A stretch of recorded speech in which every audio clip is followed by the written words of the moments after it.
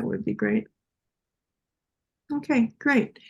Okay, good. So, let's start with Merida, and I'm going to ask her the same question. Like, Merida, what is your passion for compassion? Okay. So what is my passion for compassion? I believe compassion is what glues us all together in the end. And it's what keeps us it's what keeps us motivated and alive. So that's where my passion lies. I found that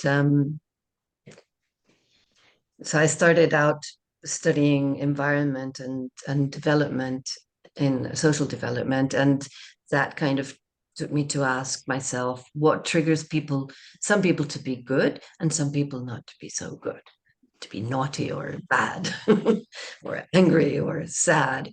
And I found that that took me to meditation. But then there was something more, and there was that part about the action. Where does that action come from?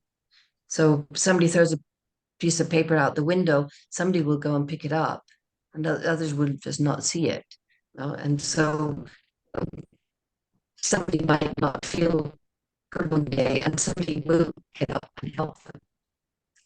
Your microphone is going off again, Merida, but it's she's been having trouble all morning. But Merida, while some of you who have been on realize that she's originally from the UK, she lives in Monterrey, Mexico, and she is a staff member with the charter. Um, and so, I'll go next, only because I'm following a line here. And so I think I know most people here.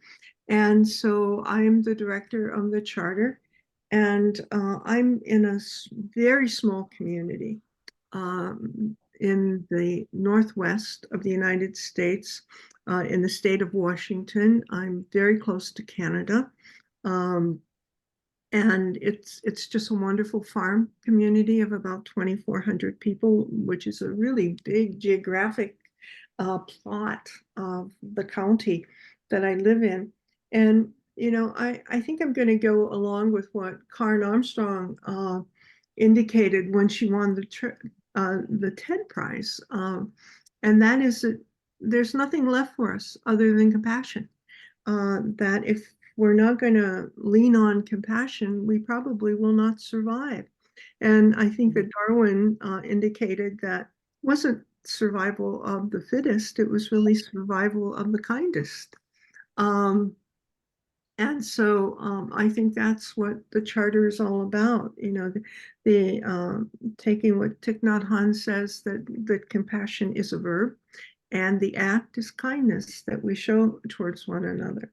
So I think that's kind of my passion for compassion. I've been working the last day and a half on a workbook on Ubuntu, which is the African philosophy of I am because you are, we are because I am. And I've been filled with a lot of different exercises and approaches in the philosophy, because we have a film on Ubuntu that we are releasing. It has been launched already on the continent of Africa where it was filmed.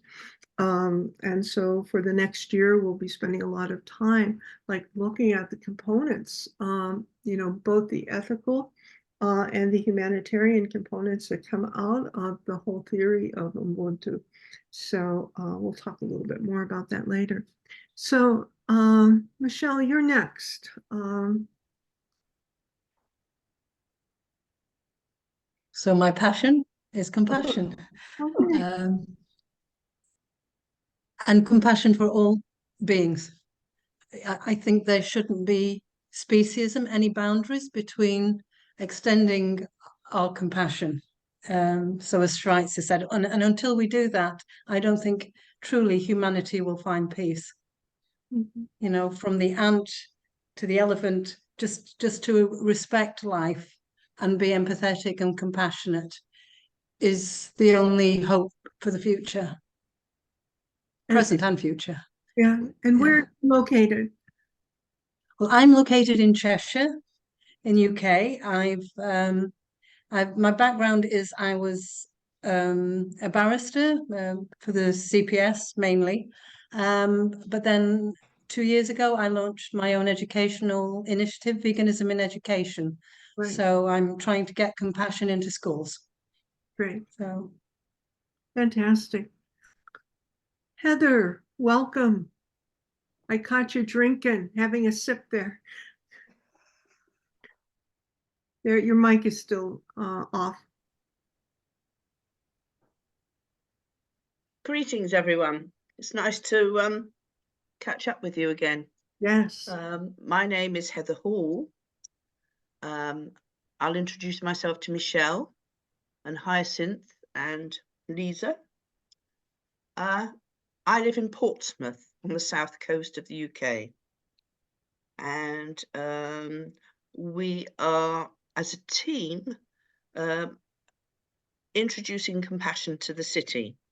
And we're working on that.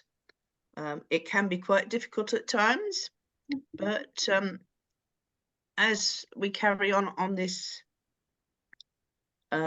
Zoom meeting, I'll be happy to tell you of the activities that we've done in the last year since we last met. Now, compassion, for me, is a spirituality. Compassion, as our great and glorious leader tells us, it's in all religions, but it is a spirituality which leads us to a way of life, and we have to be mindful of it all the time. And of course, that's incredibly difficult. And compassion makes you vulnerable. If you're kind to people that don't expect it, in this day and age, they think you are a little bit scatty. But there we are. I've got broad shoulders, and my ego could do with a little bit of deflating at times. So there we are. So that's compassion for me. It's very much in action, in thought. And that's it. Well, do you want to tell us a little bit about what's happening with Compassionate Portsmouth? Well, yeah, we have regular team meetings, and we have regular team meetings with Magdalene and Mary Catherine up in Edinburgh. Yeah, right. Okay, so but in the last year, I've been giving talks to different organisations, the Cathedral Club, etc., in Portsmouth. I've made contacts with somebody from the Dignity Network in Portsmouth, and we hope to be working together on a workshop with dignity and compassion in it. Oh. Okay, we're putting that together. I've met up with the Portsmouth Mediation Service, who, as the title suggests, get communities together where there are issues and problems. So they know about us. We haven't actually worked together yet, but we're establishing a good rapport, shall we say. I've actually had a Zoom meeting with our MP Stephen Morgan, who is the shadow Minister for Education. Oh. And I've spoken to him about compassion matters in particular, sent him lots of information. He has sent me contacts in Portsmouth, which sadly I have responded to, but things being as they are, they weren't picked up. So, you know, we plant seeds and we wait for the germination, and we have to be patient, and we have to be patient. Magdalene helped me in August when we attended the big charity bash, an all-day event in Portsmouth when 50 charitable organisations came together, set up stalls, and the members of the public came along. It was a musical event. It was food was provided, and it was good for networking too. So we got out there with our information. We had we had a banner made, and we had lots of publicity leaflets made that we handed out. So that was good. I suppose the highlights of the summer was I was interviewed for 20 minutes live on a local radio station called Express FM on Compassionately Portsmouth, what it was trying to do, also what is compassion, what it is not. Mhm. So that went quite well. So, and we put the podcast out on our social media as well. That's So great. that was good. Another highlight of our year is one of our volunteers won a Volunteers Award for all the work that she's doing with Compassionately Portsmouth. And that was to do with social work. As you know, Marilyn, we help people get to hospital and doctor's appointments and that kind of acts of kindness. And Jenny, our volunteer, was awarded at an evening in Portsmouth, which was supported by Portsmouth City Council and Pompey and the community. So that brought us a little bit of publicity. We've attended a couple of events for trying to get volunteers, and also we networked with the other organisations who were in actually a shopping mall and in a school. So we get quite good feedback from there. But of course, all the organisations are struggling to find volunteers and also funding. Mhm. Okay. And we're attending the big charity bash on the 1st of June of this year. We've been invited back. So we'll have an all-day event, and we're a lot wiser from last year's event, what we take and what we don't take. And yeah, we'll go from there and see what happens. But it was a lovely occasion because you know, people were very open and interested in compassion. You would say that, wouldn't you, Magdalene? Oh, definitely. And a lot of sharing went on. Yeah. Mm. Good. Well, So that's it. okay, very good. And so maybe we'll go to you, Magdalene. My passion for compassion, I think I've always, it's a funny thing, passion. I mean, when I was thinking about this word, Marilyn, my passion for horses knew no bounds at one time when I was about 7 years old. And so passion is passing, though. The kindness thing has always been there because I had a very kind father.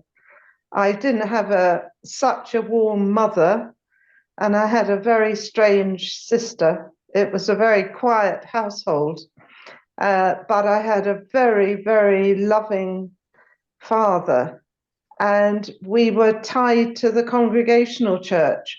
It's been that way for generations. And I think the dad was very influenced by Albert Schweitzer's work at the end of the 19th century. And he quoted a lot about Albert Schweitzer. And I think something about Albert Schweitzer and David Livingstone that sort of has just been running in my DNA forever. And I really knew as a young person I should actually be a missionary, but actually the London Missionary Society missionaries looked so dull and were always. I see you nodding, Hyacinth. And always, were such straight-laced people, and that really wasn't me. So, but I did go with voluntary service overseas to Malawi, and there I worked on a leprosy project for 2.5 years, and met Aziz, and we married. Life has just unrolled, and we've always supported Malawi's projects in Malawi, mostly for orphan children. Over the years, though,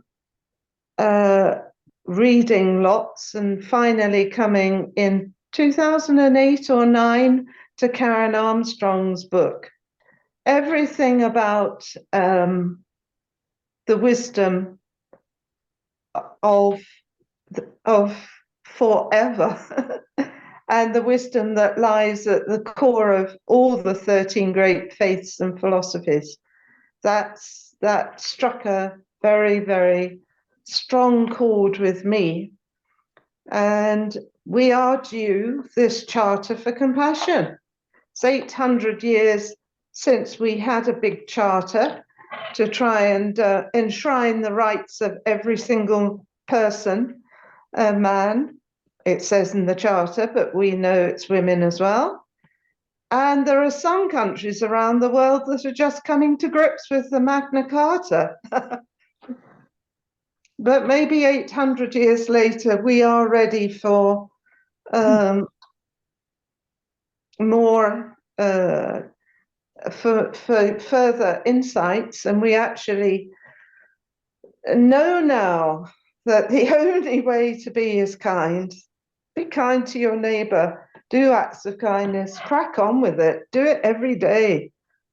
And I have to practice, because if I may briefly tell you, I've been struggling with a certain person in a group, a Sufi group that I belong to, and she uttered a statement which I simply couldn't agree with.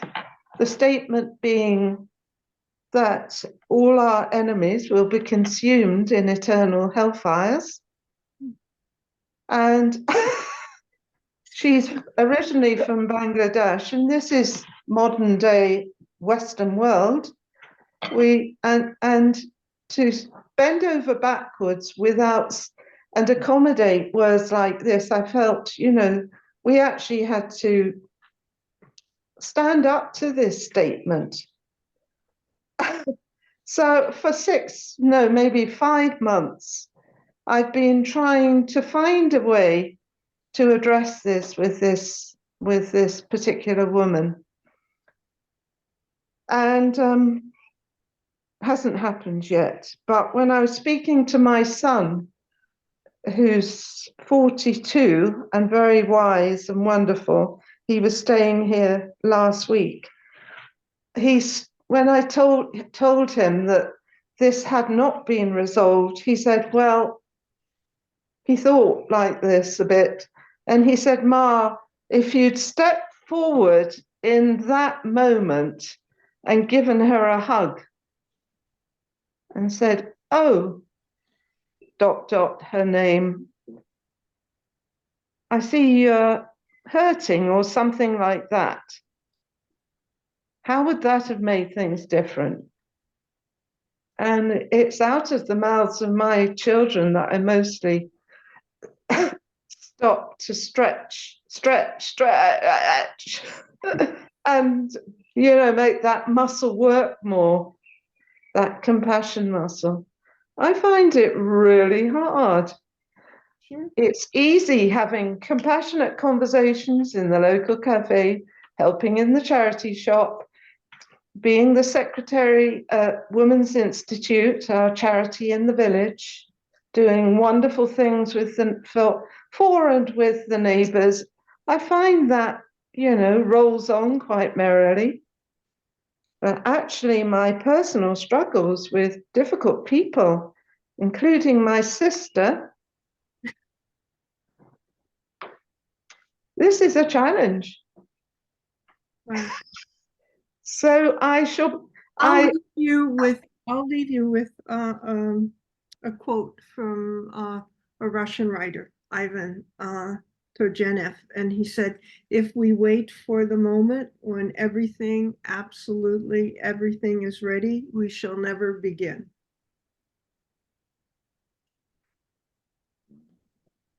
So I think that's to support your son's advice. So thank you for sharing all of that. Hyacinth, down to London from Oxford. Thank you. Thanks, Marilyn. Hi. I think I've seen quite a few of you actually, practically all of you, I think. I haven't got some big updates like you've all been doing. And your work in Portsmouth sounds great. I was there a few months ago. I didn't realise there's starting to be a compassionate city, which is excellent actually. My niece is studying at the uni up there. I'm just kind of my passion is compassion, like all of you. And I'm just involved in lots of small projects. And my day-to-day work is just working with women who've been overcoming adversity. And that's what I do as a coach and a mentor. But I'm involved in a number of communities, working with parents and carers of children with disabilities, health inequalities, and a local museum as well. So I really just try to bring compassion into everything. I really would love to see London become a compassionate city, but I know a good few years ago we tried to get it taken off, and it just never happened. And I just still feel sad. We've got so many people in London and we can't start this thing because I think it's a bit ridiculous. London has got too many people for a few people not to lead at some kind of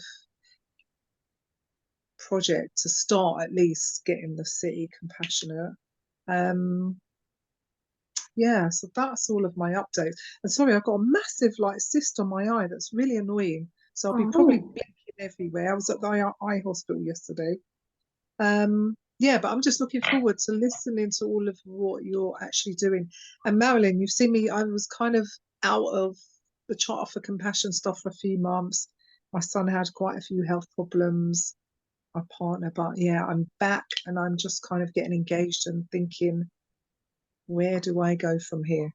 Okay. And I do want to get involved back with the women and girls, but I'm waiting for my team to centralize a bit. They need you. Yeah. And so, Lisa, we started with you, but that was when people were still in the process of coming in. So now we'll go back to you. Well, I'm totally new to this group, and thank you for inviting me into it. Not quite sure how I got here. I'm really interested in what everybody said and what Hyacinth said about London. I am a Londoner, and I'm a totally passionate person about compassion. What form does that take for me? I suppose that my original passion was the alleviation of suffering. That's what I was going to say. That's what I was born to do. That's what drives me. I don't know. That's what my operating system wants to do. I don't know the language for it. I am a psychotherapist, and I have all kinds of other ways that I work with people, both physical illnesses, and I'm an acupuncturist. I'm a Chinese medicine person. I'm a lot of stuff. I've been in practice 60 years, so I'm in my mid-80s. And I still work, and I still work with people all the time. I do a lot of 12-step work. I do a lot of things. And I guess I think that compassion is all there is. And without that, there's really nothing. And, you know, that's what I do all day, Great. basically, or try to. I'm not saying that my compassion never fails. It fails often. You know, dealing with difficult people. Well, first on that list is myself. And, you know, trying to deal with my own darkness and my own difficulties and my own negativity and my own harm. Top of the list. The most difficult person I've ever met is me. Wow. Okay. Well, you know, Echo. I mean, the rest of them I can walk away from, I can turn my back on, but, you know, I live here.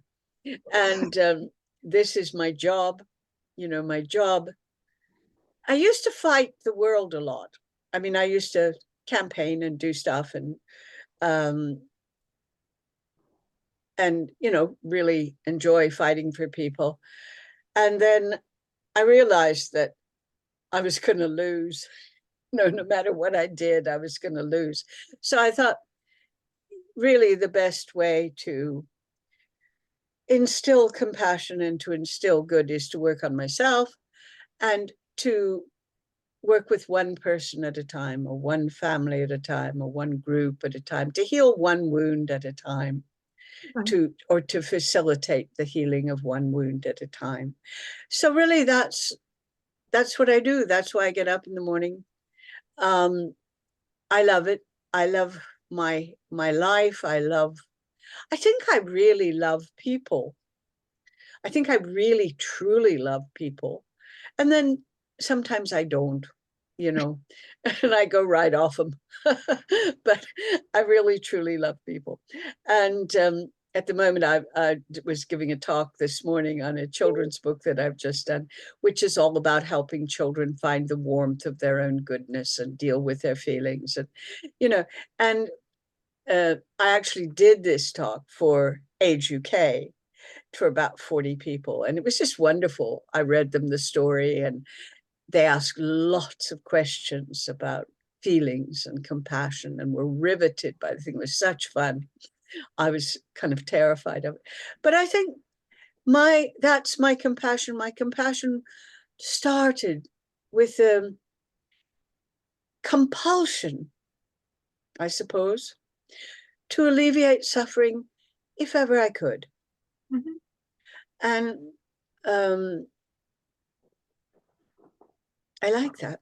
So that's kind of me, Okay. where I am. But, you know, I have a lot of projects, but I'm really interested in doing something bigger. If London as a compassionate city would just be every kind of miracle rolled into one. And to help people find the warmth of their own goodness. And, you know, never have we needed, as we need now, to have compassion with teeth. Yeah. Really sharp teeth and some really strong backs to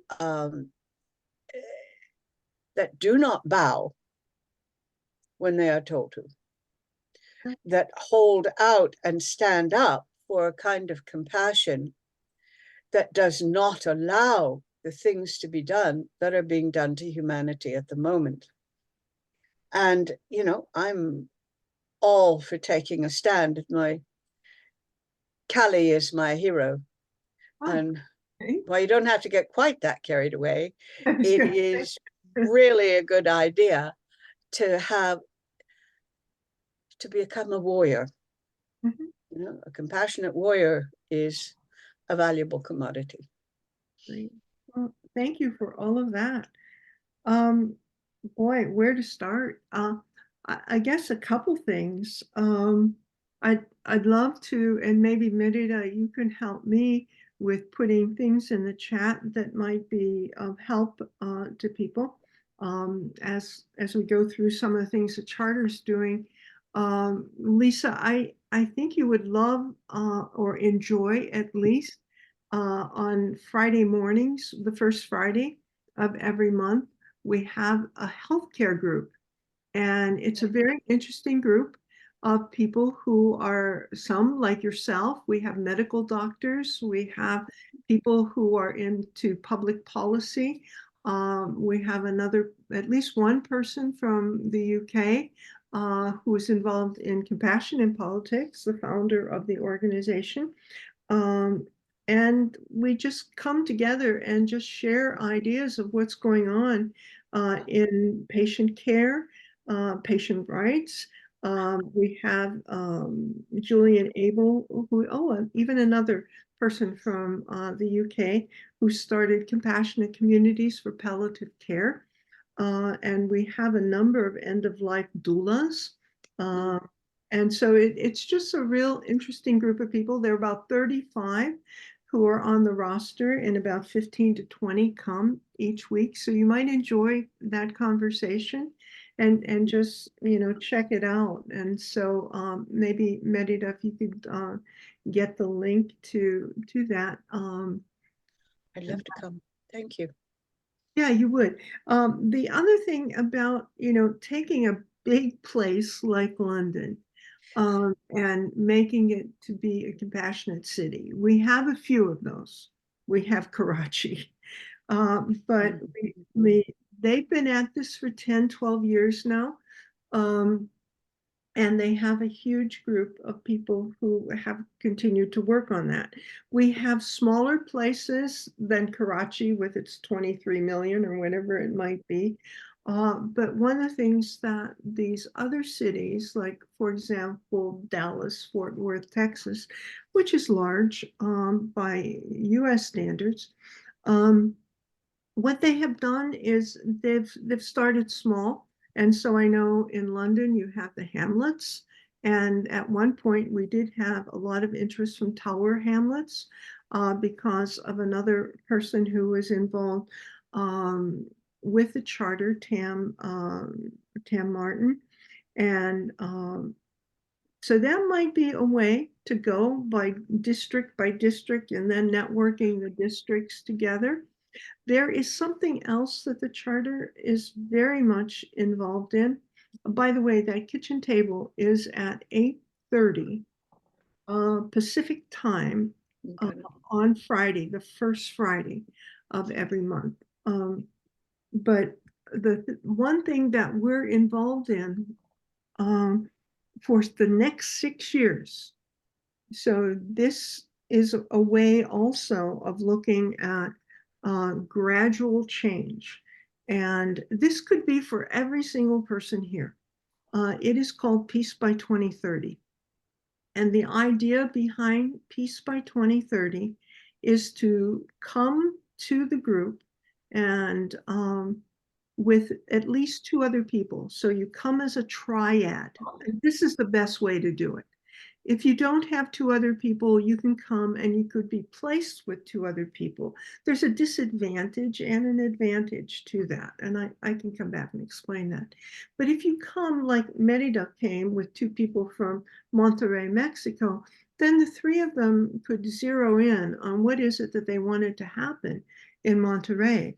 So that, you might come, Lisa and Hyacinth, you might be 2 people and find a 3rd one from London and figure out what is it that you'd like to do. You'd like to make London a compassionate community. So basically, it's 8 weeks. It's quite a commitment of time. And that you go through a series of skill building and process building opportunities of looking at yourself as a compassionate human being and how you interact with others, how you support others. But at the same time, you're looking to really ignite this project. And the idea then is once you have, the notion of what you want and you work on this, that you continue to work on it. And then at the end of 8 weeks, hopefully you'll continue.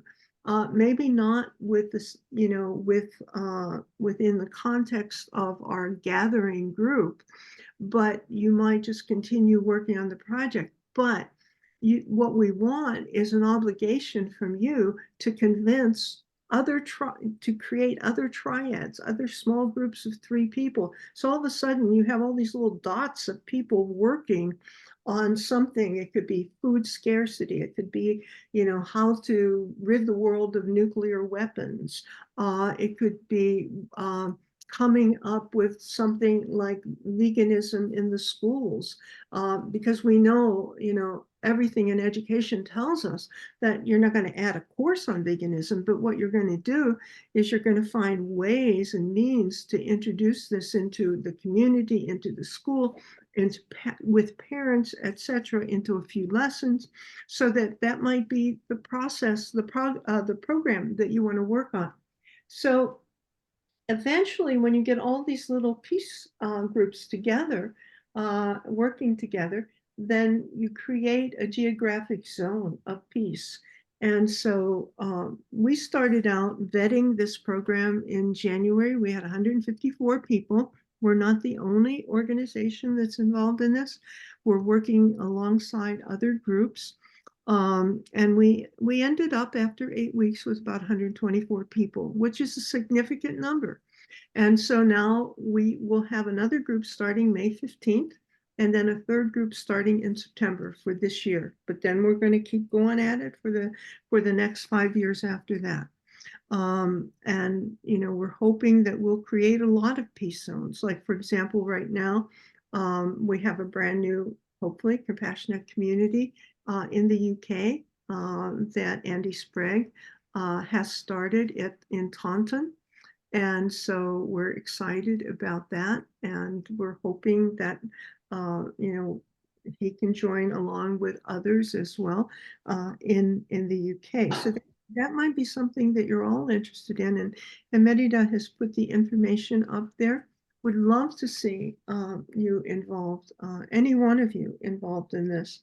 And, as a lot of you have indicated, everything about compassion it's really necessary, but it is a lot of hard work.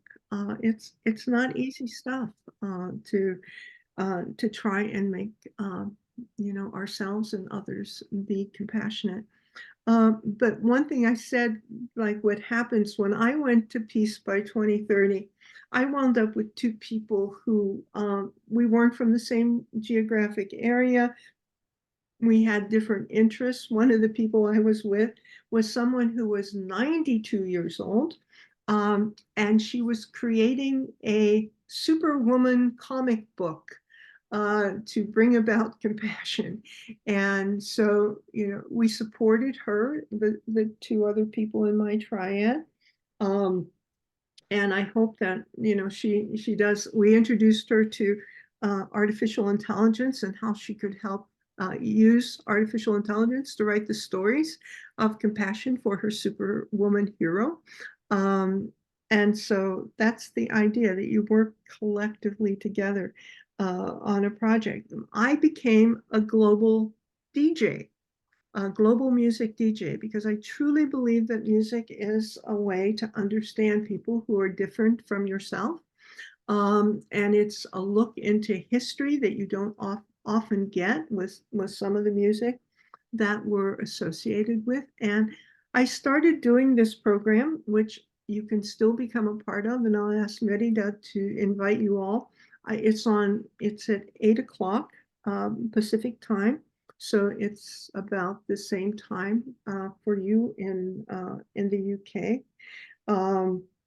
And I look at themes in music and look at them globally, so that we hear a bunch of songs each week. When we assemble, we have an opportunity to talk about the music a little. And I have a platform so that you can see notes on all of the music, translations as needed for the songs. And I think I definitely am going to continue that. just because of the fact that I think everyone who comes really enjoys it, and we enjoy listening to the music and learning from it. It's a great tool. You know, and I'm kind of convinced that art it also is a great tool. And so that, you know, I don't know, maybe that's in my future, but for right now, I'm going to continue with music. So that's a little bit about Peace by 2030. We have a couple other things. One is a very basic course. It's called Compassion for Busy People. And it originally is the material that was taught at Stanford University from CCARE, the Center for Compassion Altruism in Education. And it's been boiled down so that it's only 60 minutes. However, the instructors stay for an extra 30 minutes. So it's 90 minutes for 5 weeks. Or 60 minutes for 5 weeks. And it's the basic essentials that are part of most of the compassion courses that come out of compassion for integrity training or compassion for, you know, and as I mentioned, that came from CCARE. Go ahead, Medita. Are you going to try? Your hand is up, so I'm not sure if you're going to talk to us. I would, yeah, no, but I was going to add on after Peace on Earth.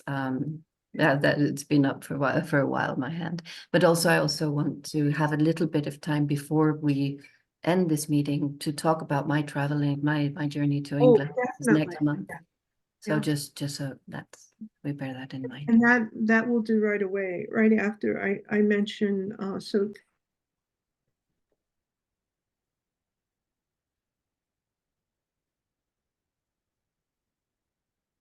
You need to unmute. I think you mute. Did I mute you or you? you muted me. Sorry. Sorry. Thank you. I meant to mute myself. So the other two things, well, actually there are three things, but the other two courses or events, one is called Wicked Issues. And Wicked Issues is a wonderful opportunity for people who are involved not only in compassionate communities. It's a free gathering where you come and you basically learn how to solve the issues that are causing you problems in your organization or in creating a compassionate community or in relationship building. And it's with an extraordinary trainer who's been doing this for a long time. And I think I've really fell in love with the process.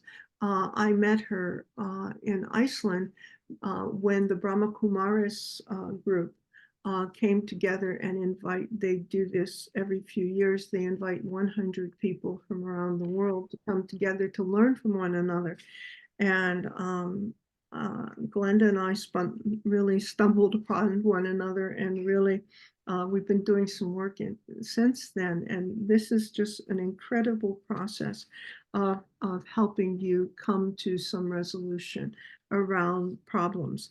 And then the very last is Empathic Dialogues, also another free program that is being offered to you not by a fellow person from the UK, though he lives in Scotland. His name is Arnd Wechter, and he's originally from East Berlin.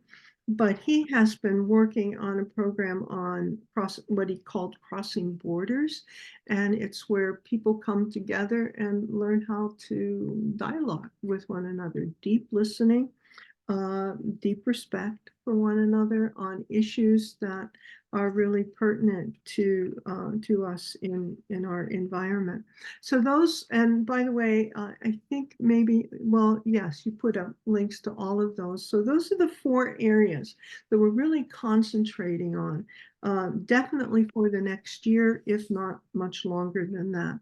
And then the last thing that might be of interest to you is that the charter has been involved in a film called Ubuntu, and I think I mentioned that as we started. And it's a wonderful documentary that is just about an hour long, and then we have a short for younger people, but at the same time, the message is for older people as well. And it's taking a look at different organizations in 10 countries on the continent of Africa, but how they interpret Ubuntu and their social responsibility that comes out of the theory of Ubuntu. And so if you look at our newsletter on a regular basis, you'll be able to keep up with all of this. And Michelle, I'm wondering if we just started a group. I think it was only yesterday. Sometimes time gets away from me, but it's on education. And we're looking at a number of different programs. One is Think Equal that comes out of the UK, and it's for children 3 to 6. The second one is, there's someone else coming. The second one is Choose Love, which is kind of an elementary through secondary program. Another one is on Hope. And then the very last one is on Loving Classroom. And Loving Classroom is in the UK, but not so much in use. So we're just trying to look at that program. It is very much in use in South Africa. There's 125,000 students who are participating in it in South Africa. And it's originally done by someone who was from Manchester, I think, David Geffner, who unfortunately passed away in October, but his wife is continuing the program. They immigrated to Israel a number of years ago, and Naomi Geffner is in Israel. So we're working with her and the folks in both Kenya now and South Africa. But there is, as I said, a component of this program that is trying to get off the ground in the UK. One of the things to take note of is the charter does not create its own programming. What we do is we vet programs. And then by vetting them, we try and make them available as much as we possibly can to all of our compassionate communities, our partners, and our members. And so whenever we offer something, you should feel good about the fact that the charter staff and the charter lead volunteers have all gone through these trainings, and we feel good about them. And some we go through and we don't do anything with because they don't, make immediate sense to us. So that's just, kind of an overall look at what we've been doing, and we'll send you some additional information, and everyone else who signed up for this. Priyal, you've joined us, and my apologies because you're probably going to have to watch the video of everything that preceded, but we'd love to hear from you if you are able to open your mic and maybe even open your camera so that we can see who you are. If not, you can communicate in the chat box. And I'm great. So can you let us know, I see your mic is off, so can you let us know who you are and where you're hailing from? I'm from India. Okay, but are you in the UK now? No, ma'am. Oh, okay. So you've come to the UK meeting, which is absolutely fine, and you're most welcome. Where are you in India? I'm in Aligarh in Uttar Pradesh. Oh, in Uttar Pradesh? Yes, Okay. I'm a student. I'm pursuing my bachelor degree in computer science. Ah, I think we'd love to talk with you. But we only have about 9 minutes left, and I'm going to turn this over to Merida because she's coming to the UK for the month. Oh, okay, no problem. Perfectly fine. Okay, and we'll make certain that you get the notes from this whole meeting, but we'd love to have an opportunity to speak with you. Okay, ma'am. Okay, maybe privately. So Merida, do you want to let people know when you're coming to the UK and where you're going to be and how they might get in touch with you? Yeah. It- So I'm it- arriving in London on around the 20th of June. Okay. And I'm going to be in the UK all the way until the 4th, until July the 4th. No, the 10th actually. Just that the last 6 days is I'm going to dedicate to my family. So I'm not counting those days. So my sister's getting married and there's going to be a get together. And that's going to happen in Aberystwyth. So I don't think I'm going to be in UK in England. I'm going to be in Wales. But between the 20th and the 3rd of July, practically the 4th of July, I am going to be there. And I can visit, I want to visit, I want to go and see your compassionate community. So for me, that would be really, really nice.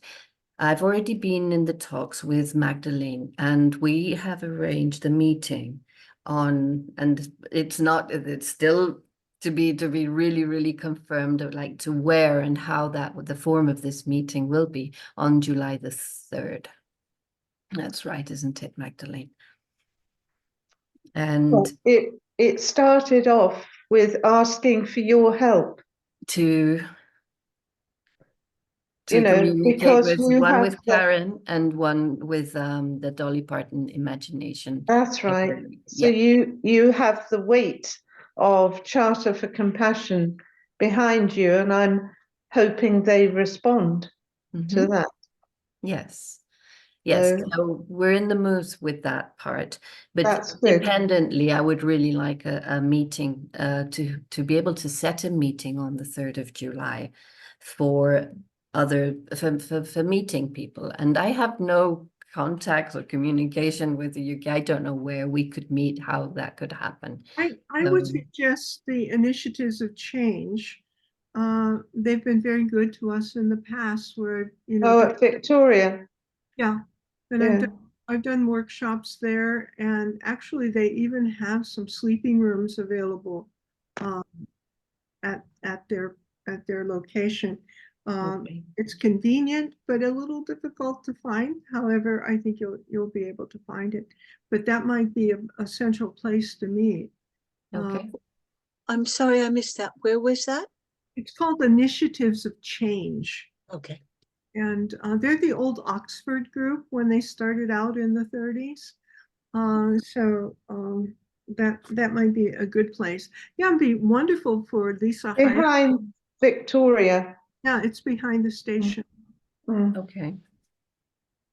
Okay. Well, I can also try and contact them and see if they can offer us a place and if I can stay there somehow as well. Yeah, That would and be it's a good place to make contact again. I mean, I have met with Initiatives of Change in Iceland again because they're usually involved in that get together. But that might be good. okay. Okay, so what I would like, what I'm really looking forward towards is to having to being able to say to anybody in London, we're meeting at this time at this place on July the 3rd. It would be because that's the date that Magdalene can be there. And I was going to propose something very similar to Peace on Earth. And how about each of you bringing 2 people or more to that meeting so that I can introduce the work that we're doing at Charter for Compassion, and maybe Heather could be there to show what's happening in Portsmouth. Maybe I can bring Andy Spragg along for him to be also to be able to introduce what's happening in Taunton.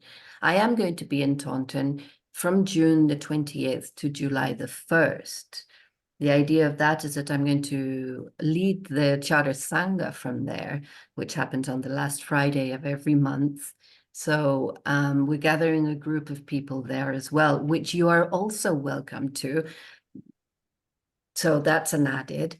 And if there's anything that I could do up north of England, Oxford, Manchester, Leeds, if anybody knows of anyone that could be interested in this meeting taking place with me there, then I'm quite happy to move up north as well. That would be between the 20th of June and and not that weekend of the 22nd. So it'd have to be just after that. I think my calendar's open. So I would suggest that you do the same thing that we did with Anu when she went to Singapore. Mhm. And Yeah. that is that we just get out a general letter to everyone who's on our mailing list. Yes, well, I've done that, and that's where Magdalene has come from. So now I'm kind of closing down on a few places, but well, on London and Taunton for the moment. But nobody's contacted me from the north of England. So, and once again, I'm going to be contacting them, the ones that I do have on our mailing list. But Are you going to get in touch with Julian Abel? yes. Well, Julian's in Cornwall. Okay. I think he travels up into the Bristol area, though. That wouldn't be a very difficult thing for him to Right. maybe be in touch, because he's got an extensive network going now in Compassionate Cities UK. Okay. Yeah, and it's unfortunate that we both have the same name and his is different than ours because it's palliative care. His Compassionate Cities is for palliative care. Not only, though, all sorts of things other than, I mean, he's into all aspects of housing and other. That he's doing that with Cormac Russell from Ireland. Julian is really very much involved in the healthcare kitchen chat that I was mentioning to Lisa on Friday, first Friday. And so, we frequently see him as part of that. And he is having a conference in July, but I think it's more mid-July. Okay. And Heather, you say you're going to be on a road trip those dates. Are you available the week before? I can't, you're muted. So. I'm away for 3 weeks. Beginning the 18th of June. Okay. Right through to the 10th of July. Okay. I'm getting about a bit. I would say that 3 of us are having a compassionate retreat up in Northumberland. When? Early June. I think when is it, Magdalene?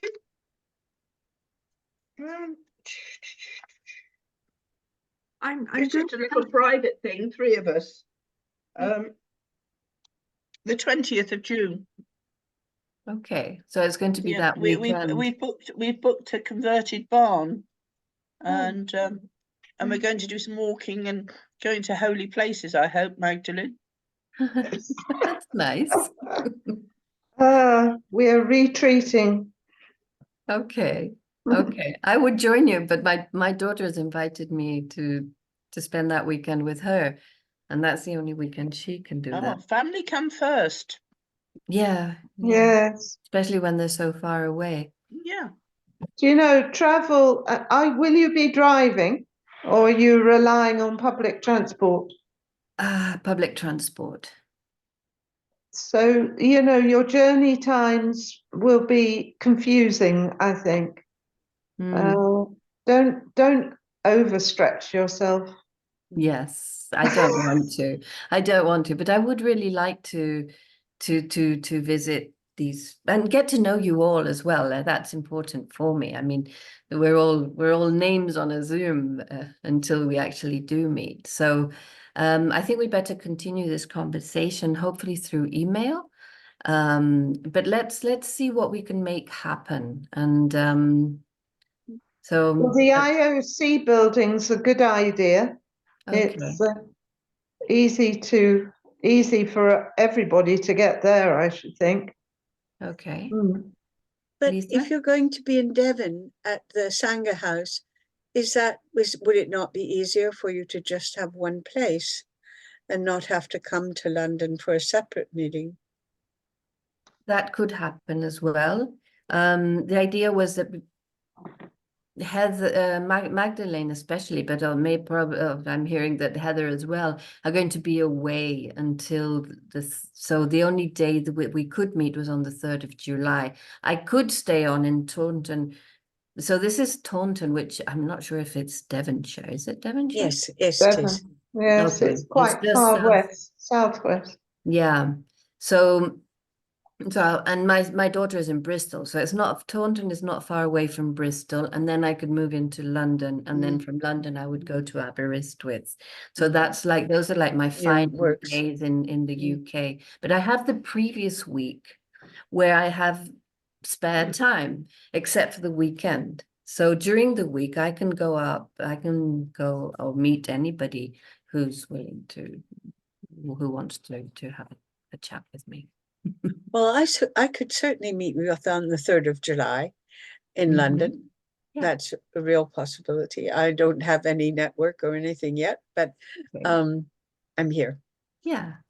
And as I say, if on the 3rd of July everybody could bring one other person, maybe we can move or one or two other people, no? Maybe we can start motivating and start this London Compassionate London possibility that also Heinz is interested in. So if anybody knows anybody else in the London area, let's get together and talk about that. And maybe I can give a short workshop or a talk or something to help people with this. Or it could be a presentation of what is happening in Compassionate UK in general, and you present to everybody else there what you were doing. So I don't mind whichever way it works. It could be a combination of both. Because I think it's rather interesting that we do gather, and maybe we set up in motion a way of gathering in person in the UK, even when I'm not there after that as well. So Well, what's interesting, Merida, is if you can, use the strength of the charter Mhm. to talk to Marion Gunilli Mhm. at the Imagination Library, that would be very good. Do you think that would be a meeting point for us, or? Well, you can find out how receptive and encouraging she is. She hasn't replied to my email. Okay. Okay. Okay. So I suppose the idea there is that I would invite her to become a partner of the Charter for Compassion, say that I would like to meet her and give her a presentation about the work that the Charter does, and then ask if Well, she I has a wouldn't. space for us to meet, or She probably wouldn't be in a position to sign up as a charter partner because she's working for the foundation. Mhm. But it's more to, move the book as well, which is going to help raise funds for C4C. Okay. Okay. Okay. So I do have that within in my agenda to do in the next few days. So I'll Did you be speak to reaching Lynn? out to her. Yes. Mhm. Did you speak to Lynn? I did. Marilyn, you Oh, mean, or Lynn? no, Lynn. Lynn from the Global Read. Yes. Yes. No, Because she's also trying to get launched into the USA Yes. Imagination Library. Yeah. Okay. Yeah. Great. That was why it was Lynn. Okay. So yeah, I'll be in touch with both of them, and hopefully something will come out of all this. And as you said, maybe Karen Armstrong accepts a meeting with us. I don't know. She hasn't been accepting meetings generally with the Charter for Compassion, or I know that she gives the odd speeches, but we normally have to book her well in advance for that to ever happen. So we can, but we will try. I mean, I don't believe, I really feel that the UK, at a very personal community level, is tending towards being kind. And if you go into any of our primary schools at the moment and you look at their incentives up on the wall, they're very virtuous, and they're aspiring to incorporate all the vision of justice and peace and equality. In a way that, well, wasn't around 50 years ago. I believe that's my daughter went to did her A levels there, and that was the impression I got as well, and the impression I get generally. I mean, the British tend to be very kind people, the ones I meet at least. So when I do hear of people not being kind, it's like, where does that come from? I'm sure their parents and their friends are not that. Yes. I think it's kind, but I don't think it's very community oriented. Yeah. And that may be one of the things you're running up against. America is so much more community oriented. Like, just a tiny example, I was doing something this week, and a couple of people in the group were saying, in America, how when they had been ill, there was a food train provided by all their neighbors for them, you know, which is something that would happen in America. It wouldn't happen here. Not in 100 billion. Nobody's even heard of such a thing. Yeah. Right. Well, have you lived in a village, Lisa? Yes. Yes. Yes, I I have. live in a village just outside Oxford, and that is So did what I. we do. That's Which what village? we do. Which village? Ensham. Ensham. Yeah, I know Ensham. My husband comes from Oxford. All right. So I know Ensham. But it is very different here. I mean, I'm an American. I've lived here 60 years. And when I came here, I set about making neighborhoods. And I'm still friends with some of those people, but it's very, very different community-wise than America. Really very different. And of course, there will be pockets where that's not, you know, true. But overall, culturally, because I mean, I believe that historically Britain has relied so much on the government itself, much more than this side of the ocean in general. So I find that in Mexico, there's the community actions, the community care and help is so much higher together here. So yes. if somebody does get sick, we don't have a social security. We don't have good hospitals that we can go to easily unless we don't pay for anymore them. either.